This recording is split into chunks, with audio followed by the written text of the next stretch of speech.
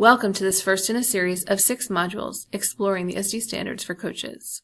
These modules were developed by experienced coaches from Advanced Learning Partnerships for the school-based technology specialists in Fairfax County Public Schools.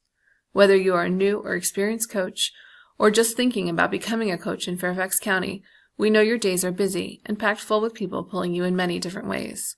For that reason, the goal for these modules is to give you an opportunity to explore the ISTE standards for coaches in light of your own experiences and needs.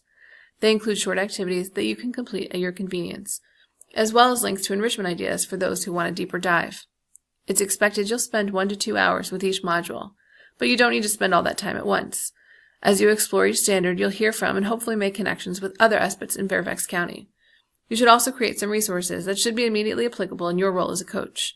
Whenever possible, videos and podcasts are available for download or streaming, in case you want to take your learning on the road. Let's get started with the first ISTE standard for coaches, visionary leadership.